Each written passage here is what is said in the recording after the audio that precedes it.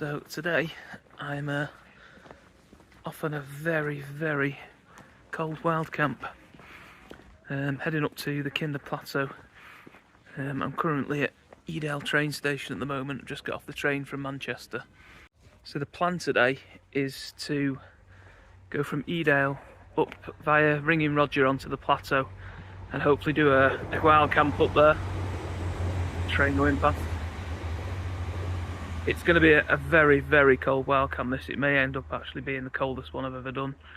The forecast is for -4 with -12 wind chill, so there's been a lot of prep for this.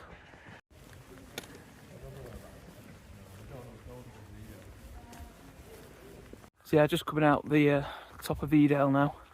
I've put some more layers on because I'm starting to feel that northwesterly wind. That's supposed to be that's forecast for tonight. That's what's basically making it -12 degrees. Wind chill factor. The good thing is though, on the side that Edale is on the south side of Kinder. So I've intentionally come to this part of Kinder along the south side of the plateau because I'm hoping that the northwesterly wind will be blocked a little bit by the plateau. So I'm just heading up to the point where you cross the brook above Edale, and then I'm going to make my way up what they call the Nab towards Ringing Roger now.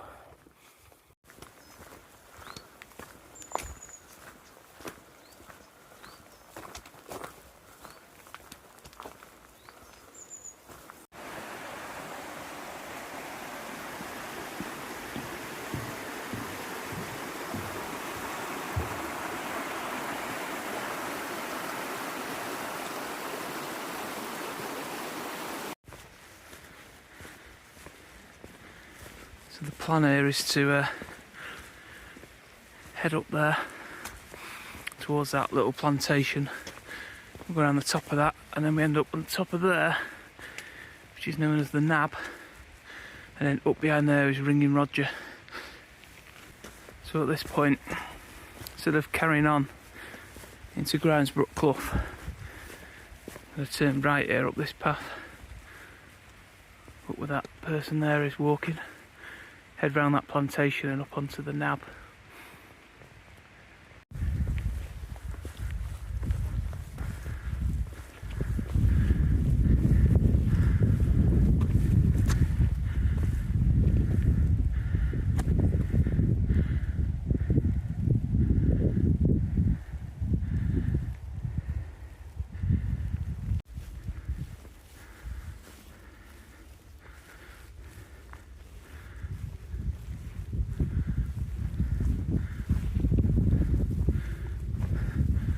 Just reached the Nab, as it's called.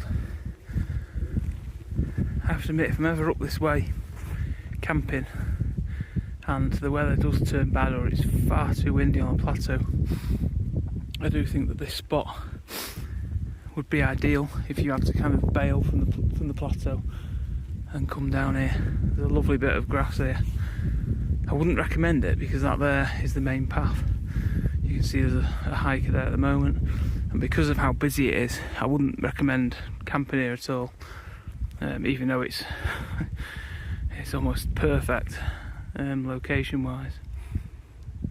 My plan from here was to go up that path there and up onto Ringing Roger, which is behind this lump here.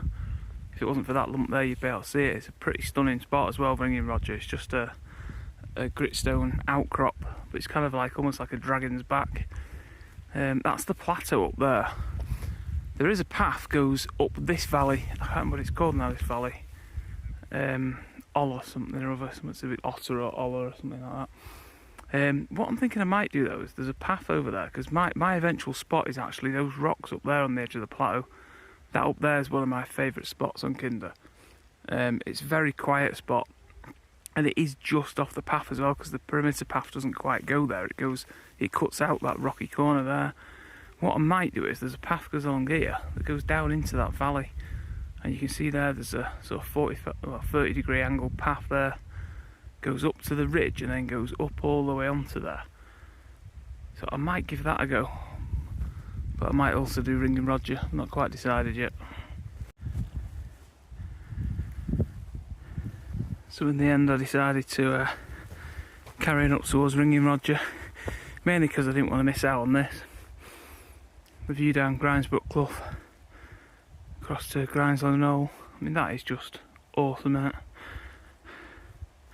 I love that view. So yeah, I'd have missed out on that if I'd gone the other way. And up in front of us now, that there that looks like a back of a dinosaur or a dragon, that is Ringing Roger.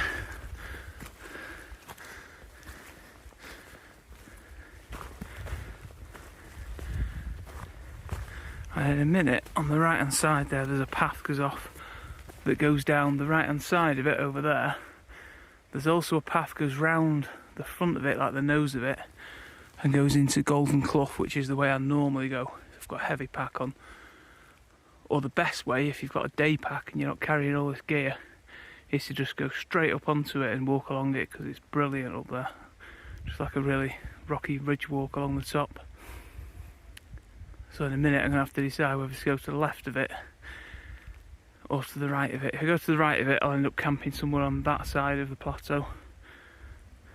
If I go left of it, I may even change my mind and go that way along the top of there. I think that's, you've got Nethertor, which is there. There's a strange square on the map that I've always been intrigued by underneath that crag up there. I presume it's just like a sheepfold or something like that. But there's also what looks like fairly flat piece of land there. And I've always wondered whether it'd be a cool place to camp. Because, I mean, your view would be that, basically. Looking down into Grimesbrook Clough and then out into the valley there and Mamtor and Rushap Edge. So yeah, I may still go and explore that, but I don't think I will. I think I'll probably just go the normal way. Well, me being me, I decided to go straight up the face of Ringing Roger. It's a little bit icy up here, as you can see. Onwards and upwards.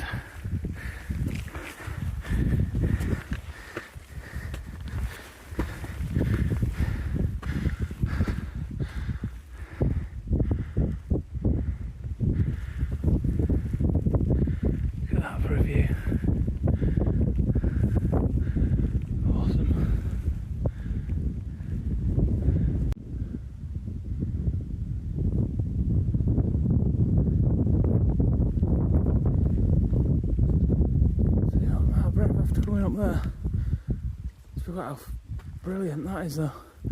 Ringing Roger, some top rocks on there.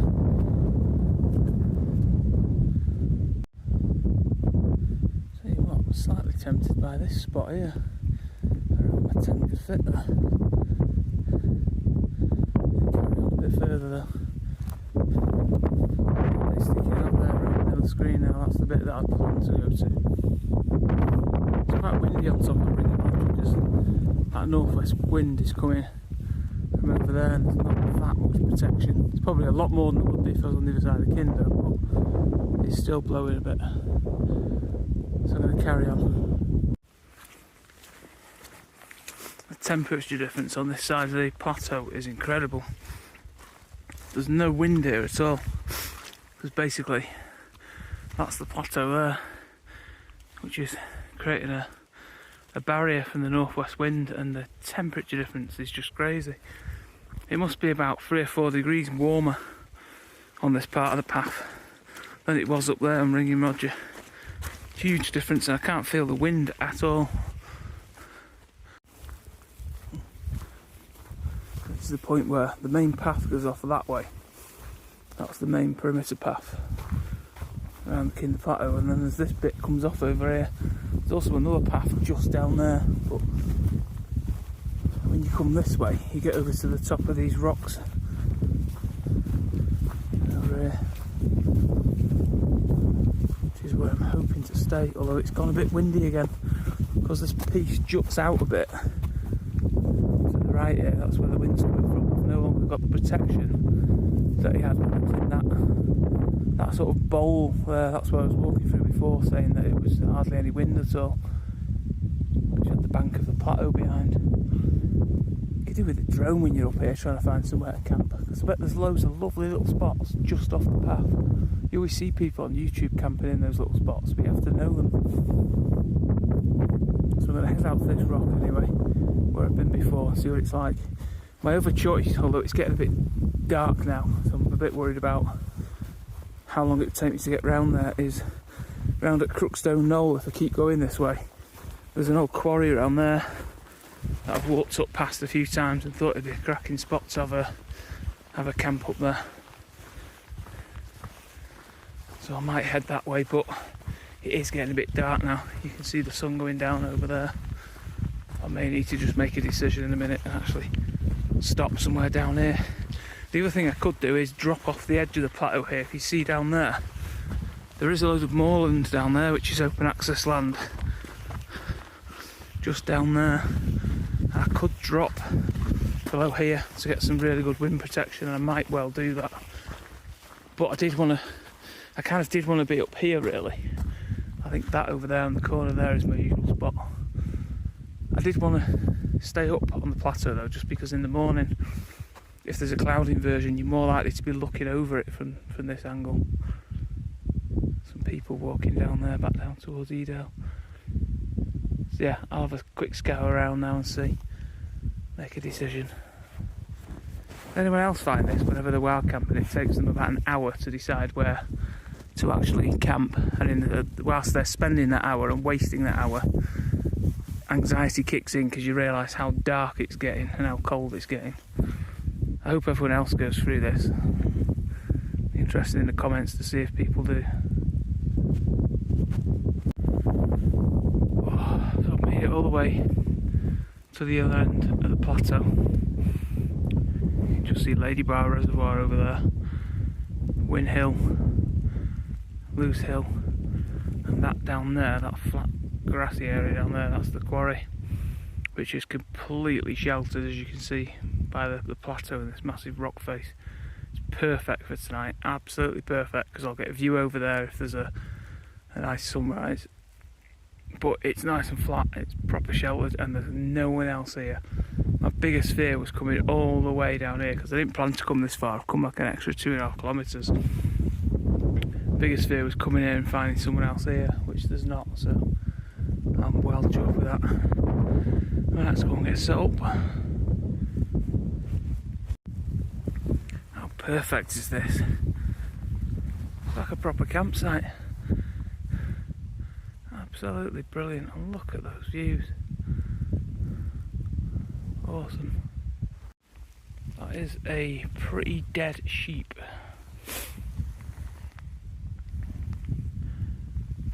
I think I saw a few people recently up this way. I think Mr. Messner and Mr. Reed were up here recently and they saw this. There's its backbone, and if you look up there in the rock face, I'll try to zoom in but I don't know if you'll see it, gouged between two rocks up there, just before that little sort of cavey looking bit. That's the head of the sheep, the skull. I do remember seeing that on people's videos recently. It's quite scary.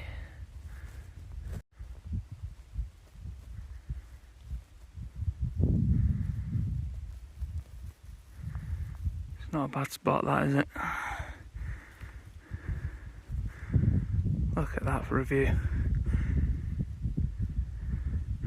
The only problem with the quarry, although it looks absolutely perfect, is I have had to come up a bit higher to actually get this footage. One of the problems is because it is kind of an old quarry, the edges around the side are a bit higher than where the tent is, so if I open the tent door I don't quite get that view, which is a real shame.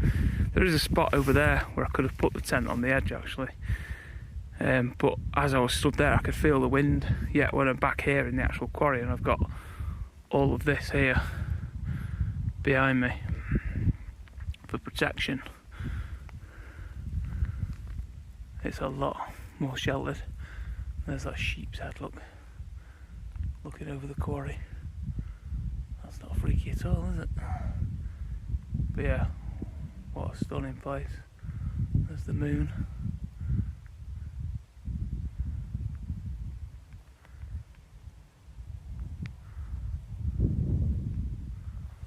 Awesome place. Look at that tent. 95 quid that tent cost me. It's the Vango Scafell 200, also known as the Nova 200 if you buy it from Go Outdoors. It is an absolutely fantastic tent. It's massive, absolutely massive. It only weighs about 2.4 kilos, which some people say is too heavy, but when you're paying like 90 to 100 quid for a tent and it's as good as that and as solid as that, 2.4 kilograms is nothing. Just take something else. Just don't take something else or save weight somewhere else. It's just not worth spending 800 quid on a tent if you come out in these kind of conditions anyway most of the time. It's a fantastic little tent. There's some amazing cloud formations over there. That there just looks like, I don't know, it looks like a train or something. It's almost perfectly square, look. There might even be some showers over there. I think I can see showers falling down. I would imagine they're falling as snow, judging by how cold my finger is right now. So yeah, I've not put the inner tent in yet. I always pitch this one outer first. I like to do that with tunnel tents. Get to a camping spot and just in case it's, it's chucking it down or whatever, I just get in it basically. Put the 2 poles in, put the 4 main pegs in, 2 at each end and pull it so that it grates the tunnel, and then I deal with setting it up properly afterwards. What a place.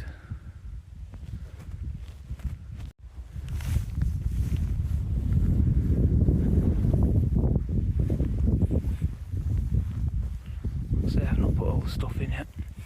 I'll set up in a minute. You can see above us, look, that's why we're out of the wind, because we've got that behind us. Just take you over to the edge of the quarry. Dead sheep. Nice.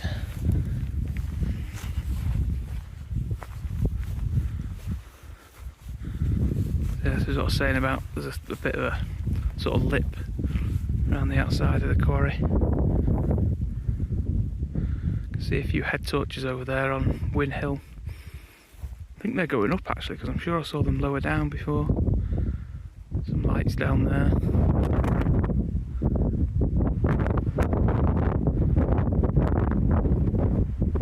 There's a couple of head torches on the Great Ridge as well. The map at all looks fantastic from here. Almost looks like a bit like Great Gable or something. Like a bowler hat shape there right in the middle. So yeah, my hands are freezing now anyway, so I'm going to have to get inside. I'm going to set the tent up and then I'm going to make a brew and one of my meals. So I'm all set up now. Got my bed out. Got all the essentials out. Still need to get my stove out and make some tea. I might also watch or listen to the United match.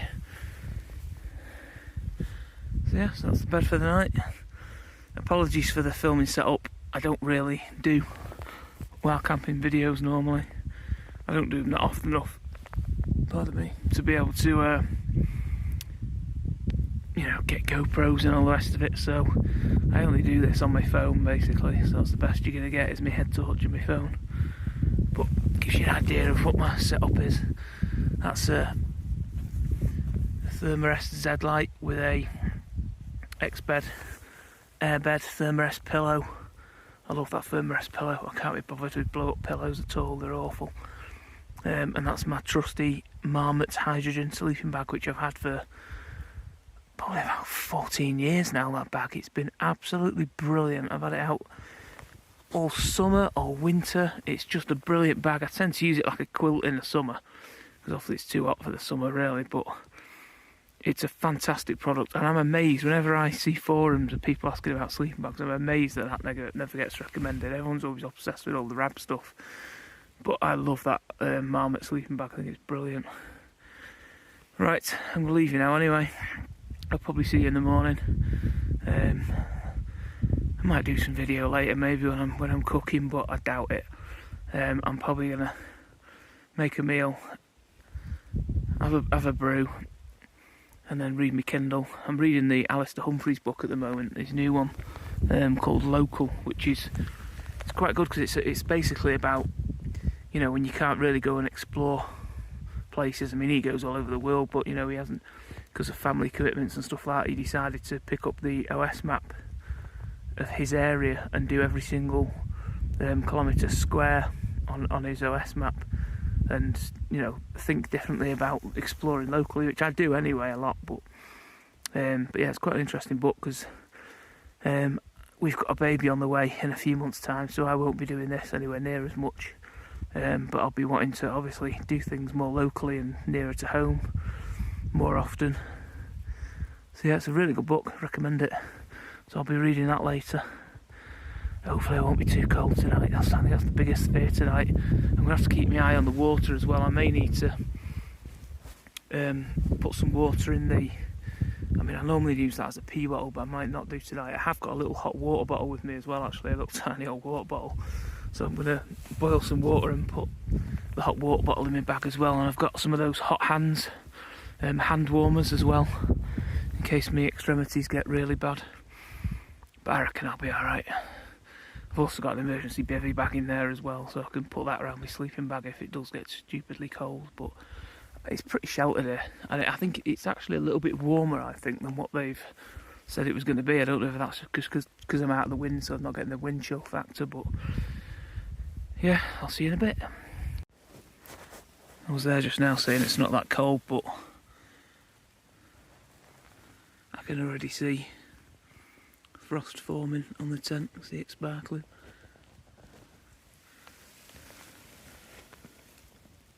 It's almost completely dark now. If anything, the phone's actually making it brighter than it actually is.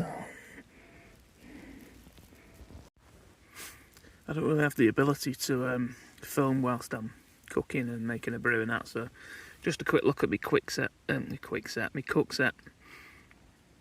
That's what I bring for my cooking. All of that, the entire thing, fits in that pot, and then in its little holder, which is down there.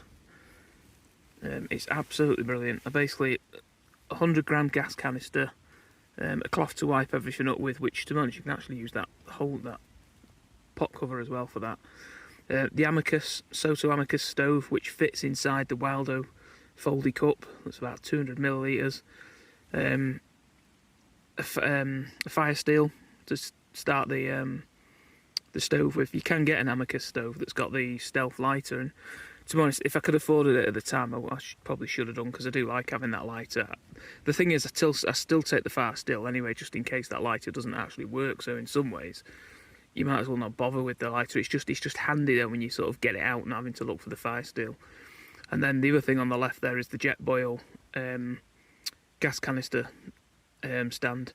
You can get loads of those stands on eBay and Amazon, but I've always found the jet boil one, it clips onto things better. It's got little grippy things on the bottom of it, and it just feels decent compared to, I've had a couple of Amazon, and the ones off Amazon are really like flimsy, and the bits open really flimsy and that. So if you can, just get that jet boil one. It's miles better than the other ones, I think. You can get that MSR one as well, which is like a steel or aluminium thing, which is nice, but I don't like the fact that it doesn't fold down as well, so you can't get it in a lot of pots. But I find that I put the jet boil thing in first, then I put the gas canister in upside down, then the Wildo cup, which the stove goes in, and the fire steel as well, and then the cloth can either go within that holder thing, or sometimes it fits in the pot as well. And it's a 750 millilitre pot, that Lixada one. But I find this is absolutely perfect for me, especially the 750 pot. Some people go for 550 pot, but the problem with that is that it's not actually, that's actually what it is right to the top of the very pot, the very top of the pot. So you'd have to literally fill dangerously in order to actually get 550 millilitres, like the Totes one, for example. Realistically, they're actually about 400 millilitres, and then when you've got like meals that I've got here, I need 350 mils for the meal, and I need 200 mils for that little cup. So that's 550 millilitres in total, which is the workable amount that's in a 750 ml pot. You have to think of that when you're buying these things, because that 750 ml pot is 750 if I fill it to the brim. But realistically, that's a 550ml pot, because that's safely how much you would put in it to actually, you know, to boil stuff. It's like bloody tents, isn't it? You know, it's like most tents. I mean, this to me is what should be a one-man tent. Yeah, you can get 2 people in it, but not very comfortably and not practically, and not in and out in bad weather and stuff like that. And it's the same with these pots. So if you're buying a pot, be aware of the fact if you buy a 550ml pot, you're only probably going to be able to boil about 450 at the most, safely, water-wise. But yeah, that's just a quick look at my cook kit. I love it. It's perfect for me. I also have a variation on this, which I was tempted to bring actually, but I didn't know how many times I was going to be boiling water, so I wasn't too sure how much bioethanol I'd need. But I do have a Trangia burner as well, which I've shown before, and I just have a little cross stand with that, and I have a homemade windshield and ground protector, and that all folds up inside this as well, with the wild oak cup and everything else in there, and that's even more lightweight. It's just that if you're gonna, like, for example, tonight I might boil like 5 or 6 lots of water, because I've got like a water bottle, and I might have 2 meals and then breakfast and everything. You end up bringing quite a bit of fuel then, which is not, you know, it doesn't really matter. But I just wanted to bring the gas tonight just to give it a go out.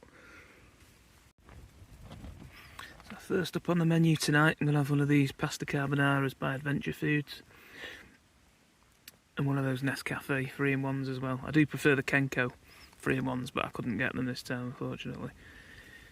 I don't like these meals necessarily, and I do find them expensive, but they are convenient. When you're out here like this and you want something that's really light, really easy to carry, takes up little room in your bag, is easy to eat, is easy to cook, it is worth getting them. I think purely just for the convenience. They're not the tastiest things on earth, but I have to admit actually, these Adventure Foods ones, the pasta, mushroom pasta, I think it's called pasta el fungi or something like that, I find really good, as I do their adventure breakfast as well. And to be honest, I do tend to find out one of the cheap ones as well. Wayfarer are cheaper because they're heavier, because they're already kind of mixed with water. But I do find that these ones, as far as the freeze-dried meals, they're normally about £2 or £3 cheaper than all the other makes. But I've not really seen any difference in quality. I think they're just as good as things like the Fire Pot and the Summit to Eat and things like that. People rave about some of the other brands ones, like the chicken fajita one and stuff like that, and I just don't get it. It tastes like cardboard to me. But I do find that a couple of these Adventure Food ones I've actually got on really well with, and like I say, they are a bit cheaper at the moment to go outdoors. These are the buy one get one half price as well. So if say they're £6 for example, £5 or £6, then obviously you're getting 2 for like £4.50 each. Which is not too bad. I mean, £4.50 is just the same as like a sandwich meal deal from Tesco or something these days. So to get a 600-calorie meal whilst you're out here, you know, and not have any washing up, and be able to easily deal with your litter afterwards and everything, I quite like them. I quite like the convenience of them. So I'm going to get this on now. So like I say, I need 350ml for that and 200ml for that. When I'm doing my gear lists for backpacking and wild camping and stuff like that, I do find it quite useful to, in order to know how much water you're going to need, is next to your food, when you're listing down what you're taking, write down how many millilitres of water each item that you've got needs, so that you do actually have an idea of what you're going to need and how much you're going to take. So I was thinking I'd need a lot less than I actually do for this, but because I'm having a hot water bottle and a couple of brews and a couple of meals, I do actually need a bit more. So I did bring a bladder with water in, because I don't like the water in the Peak District. It's got that weird brownness to it, and I know it doesn't necessarily taste different, but I just don't like it. So I'd rather carry it up, even though it breaks my back carrying it up. Like, so right, I'm going to eat these now anyway. It'll be worth mentioning as well, you probably noticed that I'm cooking in my porch, which when I've got a big porch like this, which, you know, this is a 2-man tunnel tent, I don't mind so much in here, but always make sure though that you do ventilate. Luckily this tent has got double zip, so I can keep the bottom part zipped up, keep the draft out, but I've got ventilation at the top to let the any fumes out and any steam as well, because the steam causes condensation as well, which can be a bit of a pain.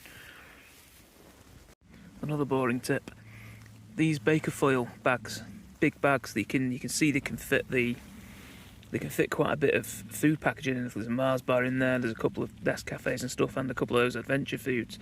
It's well worth carrying stuff like this, because you wouldn't believe that, like, how many times you end up when you do these wild camps, you often find that the flat pieces of grass, or like now with me being in a quarry where I am, there's often rocks around, and you wouldn't believe how many rodents live in these sort of places, especially where there's rocks, and they will come at night, and you know, they will chew through your tent to try and get to your food. If you leave one of these things, for example, one of these adventure food things, you leave one of them out open and smelling, or if you cook in a pot, you know, and you've got stuff in there, they will come out. So I always use one of these, and I tend to bring two. I bring one as a bin and the other one to keep food in as well. It's well worth doing it.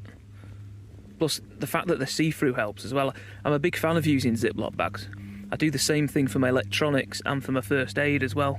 I've tried other bags before, but they're dead annoying, especially when your first aid kit, when you're panicking to get into it and find like paracetamol or painkillers or plasters or anything. There's nothing worse than having to empty it all out. But if you've got a Ziploc bag that's see-through, you can see where stuff is, and it's the same with the food as well. You know, I don't have to go looking for it. I can see it through the bag.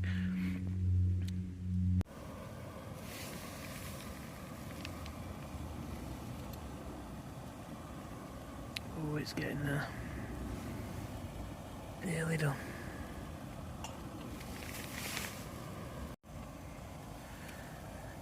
Rolling boil. That'll do fine.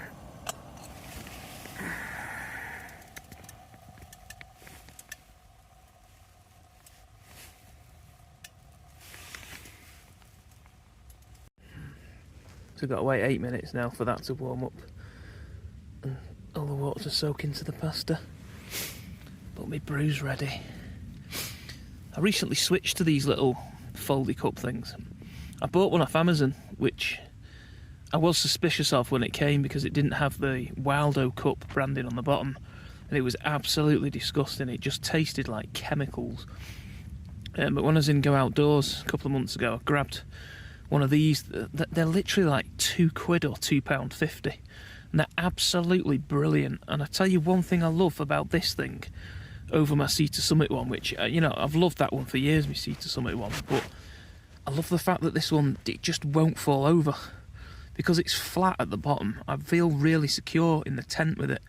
When I've got my Sea to Summit one, because of the way they're shaped, they're kind of thinner, sorry, not thinner, but they're more sort of narrow at the bottom, like a cone shape. So I always feel like I'm gonna like touch it and it's gonna fall over. But with this one, even if I touch that, it's not going anywhere because it's the same width at the bottom, and I do really like it. I didn't know whether it'd be big enough as well, because it's only about 200 millilitres. But to be honest, for a brew, even in the morning or at night, or a hot chocolate at night, I'm finding it's perfect. It's just the right size. And it's it is tiny. It's stupidly light as well. They only weigh about 24 grams. It fits in the pot as well. It fits in that 750ml pot, and like I say, it fits the stove inside it as well. So it's a no-brainer. They're like £2.50. Don't look too bad, that, does it? Some nice big bits of pasta in there. Get in my belly.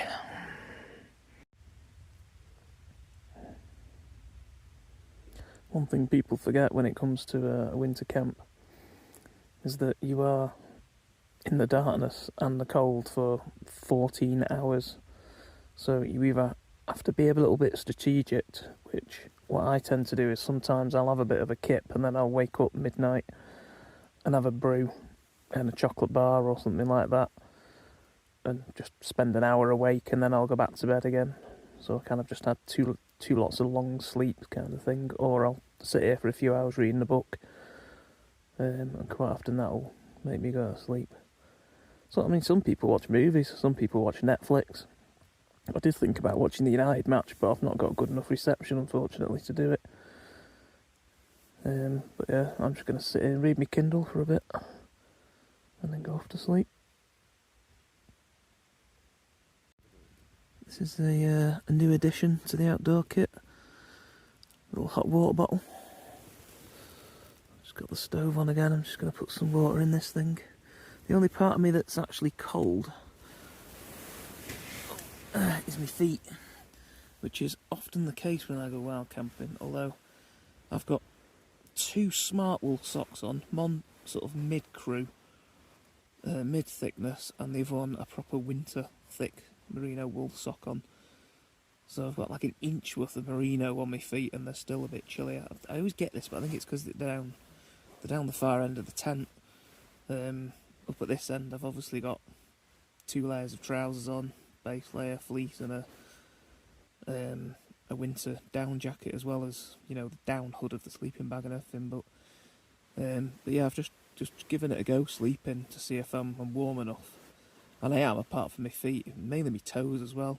I will resort to, if I need to, putting some of those hot hands hand warmers in, because when I've done a cold camp before, I have put them inside my socks and they work perfectly. But I don't want to use them just yet. I'm just going to give this water bottle idea a go and see if that works. This little tiny water bottle only weighs about 200 grams as well, so I'll be chuffed if it does work, but we'll see.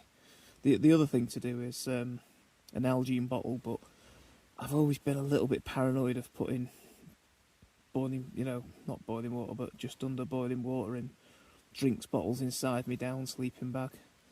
It could go drastically wrong, and I really don't want that to happen whilst I'm 600 metres high on a hill in -4. So let's give the water bottle a go, see what that does. Hot water bottle now down the bottom of the sleeping bag. Oh my god, that's a game changer. Wow, why don't people bring hot water bottles, get wild camping? Oh, that is heavenly. Doing that again.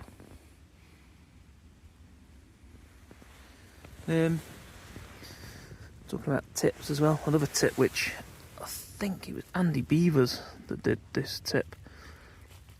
It's to do with, because obviously it's getting cold. Oddly enough, actually, the frost that was on the tent earlier has disappeared. There's a little bit of it over there, but there's nowhere near as much as there was, so I don't know if it's gone cloudy or something, so it's gone up a degree or so. With regards to water and stopping your water from getting frozen, I'll be keeping it inside the inner tent, which is definitely a few degrees warmer than the porch. But the other thing, which I remember, I'm pretty sure it was Andy Beavers that did this on his video, fill your pot as well, because then at least in the morning, if you need to get water into your pot in order to turn the stove on and have water in your pot to melt and do stuff with, at least it's already in the pot, and then all you need to do is stick it on the stove and it should melt in the pot. So I'm going to do that as well. I'm going to put 500 millilitres of water in there, or maybe 200, just so I've got enough for my brew, if I ever brew in the middle of the night. But yeah, at least then I've got some water ready in the pot, just in case whatever's in that thing freezes. I don't think it will, to be honest. I don't actually think it's cold enough inside the inner tent.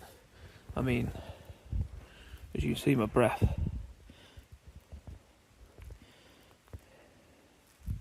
It's steaming, but I don't think it's cold enough to make that water freeze. But just in case, I will put some water in my pot. I may even bring my shoes in. I don't like it when I wake up in the morning I have to put frozen boots on, so I may bring them inside as well. Another thing as well, always make sure that you detach your stove from the gas canister as well, because they do tend to leak, or more likely to leak, with the stove on it than they are without it on. And the gas canister is one thing to try and keep warm for performance wise, but I wouldn't recommend, like some people do, bringing it in their sleeping bags and things like that, or even in a tent. I don't think it's great, just in case of carbon monoxide poisoning. But what I tend to do is I'll get a dry bag like that there, which is what I've been putting it in, so it doesn't get as cold, hopefully, and even maybe wrap it in the cloth that I use. But yeah, just put that water bottle in the bottom of my bag, and it has made the world of difference to my feet. I'm going to be doing that through the night. It'll obviously lose its heat, but I'll probably wake up about midnight anyway, and have another hot chocolate and just do anything that needs doing as far as, like, you know, moving my water around and stuff like that. So yeah, so I'm gonna get comfy now. My bag, I'm gonna zip it up all the way. I'm gonna put my gloves on, put my hat on, all that kind of stuff, and I'll probably wake up, I reckon, around midnight or something like that. Just naturally wake up, so I might see you then. I'm kind of hoping it'll snow in the night, but I've not heard anything hit the tent yet. I looked out before and there's nothing out there. There is the odd weird gust. I'm obviously massively sheltered here, being in this quarry, and you know, I'm not getting the northwesterly winds coming across, but I am getting a few, like the odd gust that's really, really strong that hits the tent, but they're very few and far between. Right, I'm going to bed now anyway, so good night.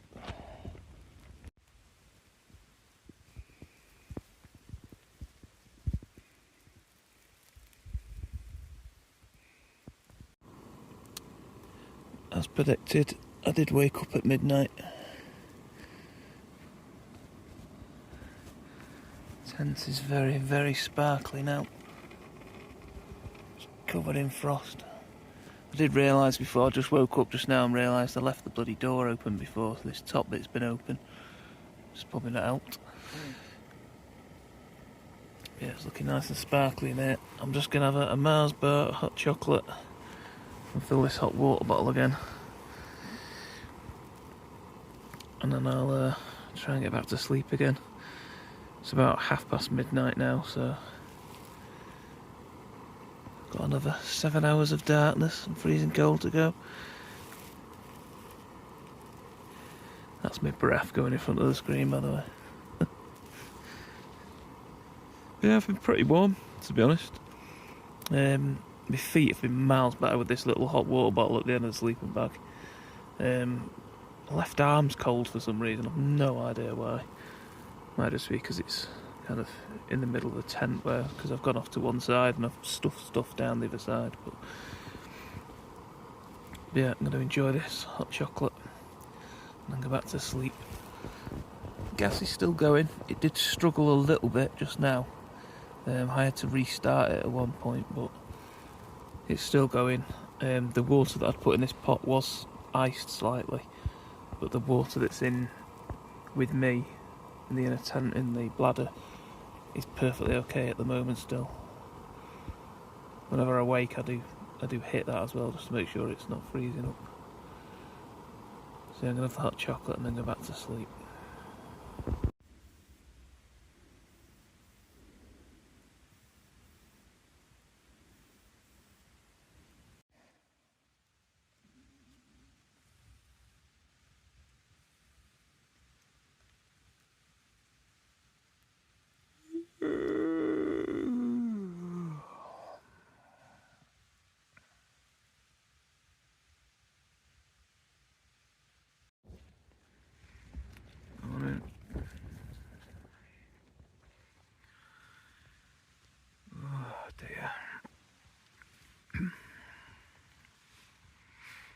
That was a long, long night.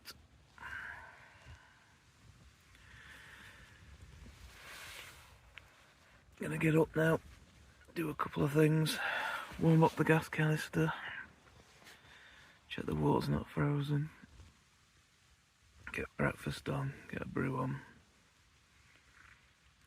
and then hopefully nip outside. Obviously I'm hoping for an incredible cloud inversion and a sprinkling of snow.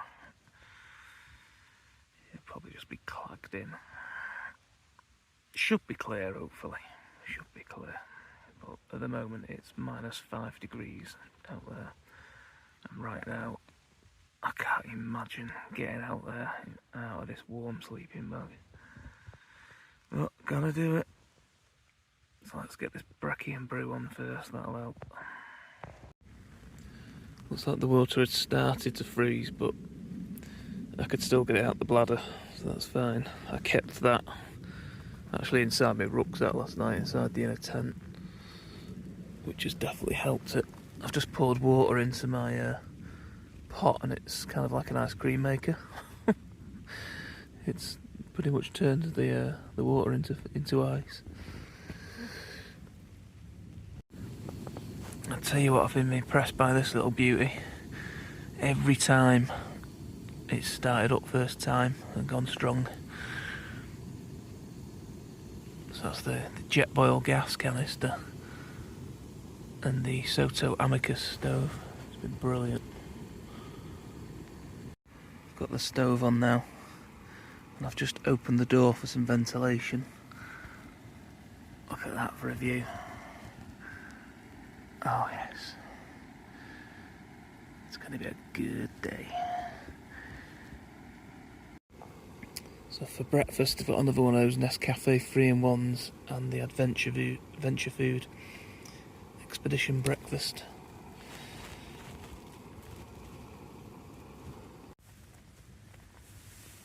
Look at that sky.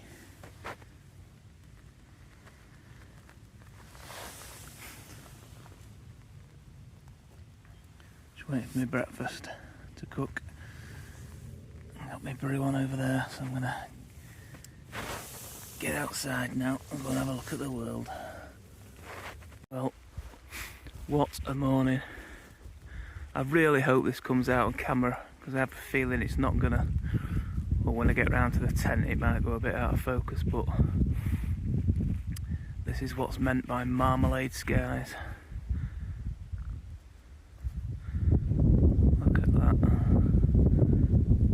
Absolutely stunning. I can't wait to see the sun come up.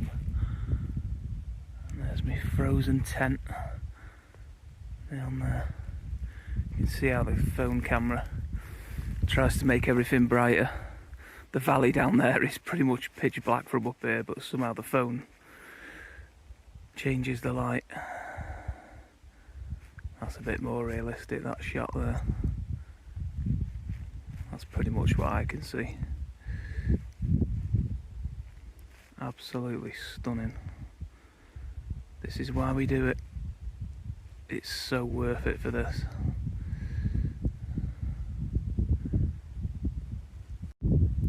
Give you an idea of the protection that the quarry gave me last night from the wind.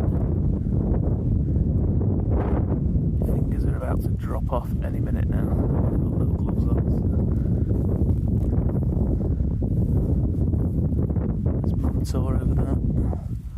Looking rather splendid. Loose hill at the end of the Great Ridge. Win hill there, you can just see it.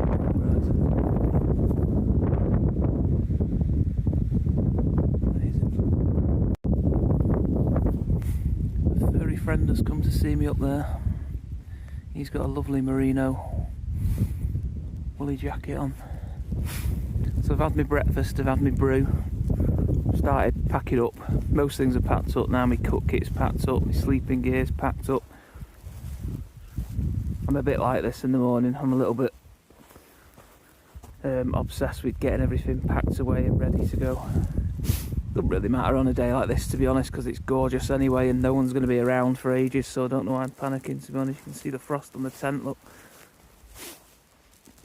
I love this tent, as I think I said last night. You really can't fault it for, you can get this tent for about £90 online. I used to have the Force 10 Xenon UL2, which is exactly the same but with all the sort of expensive lightweight materials. That you can get for about 240, 260 or something as well, and that only weighs about 1.9 kilos, the whole thing altogether. In fact, I think it's less than that when you pack it up properly. But this thing's basically the cheap version of that. But I love it. I think it's absolutely brilliant. It's huge as well. There's so much space in it. It stands up really well as well to the wind. So there's the quarry up behind me. You can see the sheep's skull up there. Poor sheep. And we're not far off now.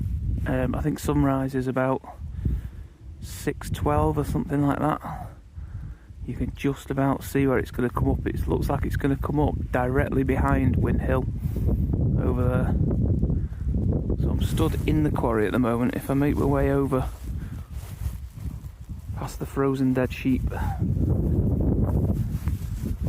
the edge of the quarry. You get a bit of a better view from it on the edge of here. Look at that.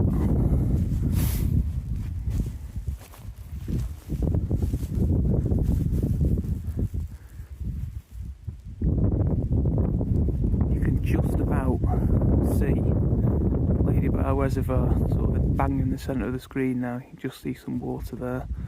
Sometimes at this sort of time of the day you get really good inversions here, especially where the reservoirs are. But I think it's too cold today. To get the inversions you kind of need differing temperatures, but it is just absolutely frozen solid. It's funny really because it's not really that white, you know, it's not very frosty and icy looking, it's just absolutely freezing. When I looked at the Met Office at last night, it said it was -5 up here on Kinder Scout.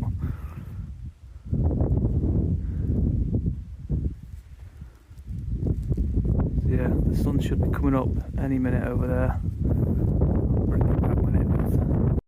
I think my mate over here is quite clever. I think he knows that I'm going to be distracted by the sunrise. He's making his way over to pinch whatever I've got available. Aren't you, mate? Oh, that wasn't your mate that's up there. Oh yeah, whatever. Weirdo.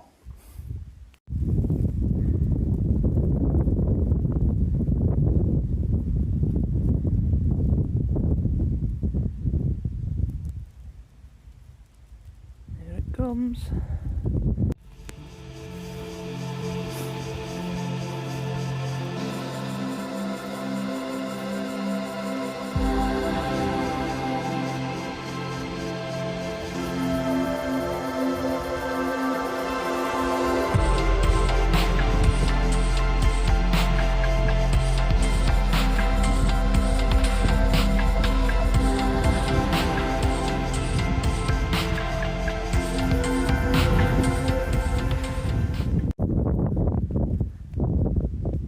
Not quite hitting the tent yet.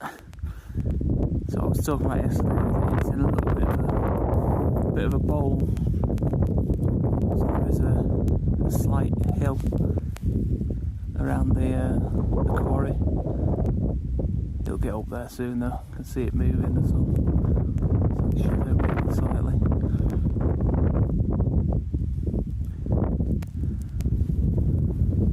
Unfortunately, oh, look at Mamtor. That looks ace. Looking over there now. Loose Hill and Win Hill, where it's coming up behind.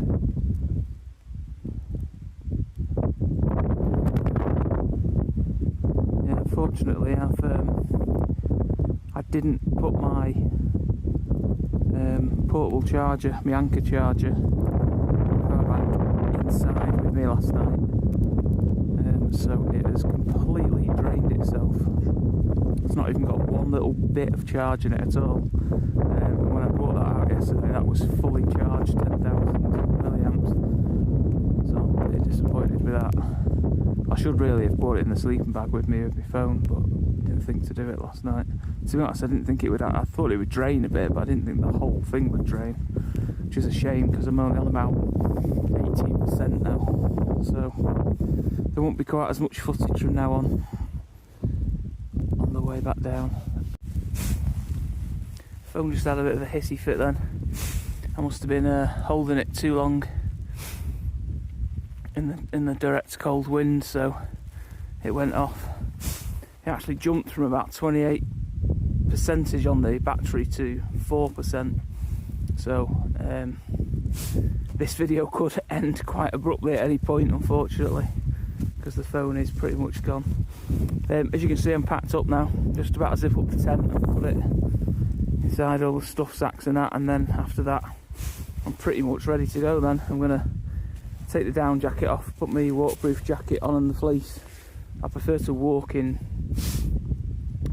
stuff like that. I don't like walking with a heavy pack or anywhere I'm going to get in contact with heather or rock when I've got down jackets on, because I've had so many of them rip over the years. So the sun is well and truly up now. My phone keeps playing funny buggers, it keeps going off because of the cold, so I've no idea how much of this footage you're actually getting on the video.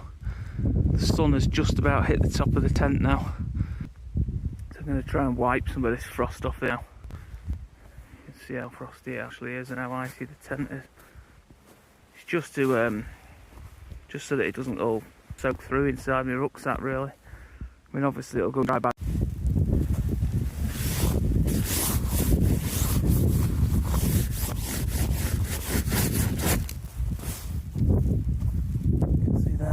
It makes. It means I'm not carrying that in weight, plus it's not going to get in my rucksack. To do that I just use one of these cloths from B&M's. It's a microfiber towel. And when I'm not using it for this, I use it for cooking, for drying the pots and stuff like that.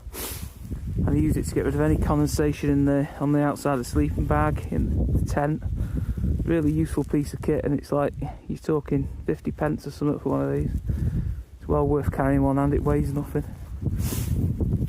Right, let's get the rest of this off and get walking. It's amazing the difference in the temperature now the sun's come up. It's totally warmer. I'm actually getting really hot now in this down jacket. All packed away now. Made hard work of that. And as always, #1 rule of wild camping: leave no trace. Well, sort of. You can't really help leave trace when your tent's been covered in snow and you've left a warm, coffin-shaped piece of thawed out grass.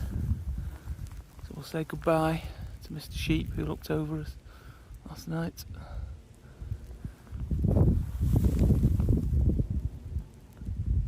And now I'm gonna head over that way to pick up this path that goes behind the quarry up onto the plateau, and then make my way all the way back to Ringing Roger, which is about 1.5 miles over that way. Mamtor looks brilliant, doesn't it? The phone is all over the place this morning. It's been up at 28%, it's been down to 2%, it keeps turning itself off. I'm going to have to stop down in Edale and see if someone will charge it as well, because I need it for my train ticket. Yeah, it's just come back. I've had a hand warmer in my pocket with it, so it's just come back on. So I thought I'd just show you Grimesbrook cloth. Back to normality. Steak bake. Back in Manchester.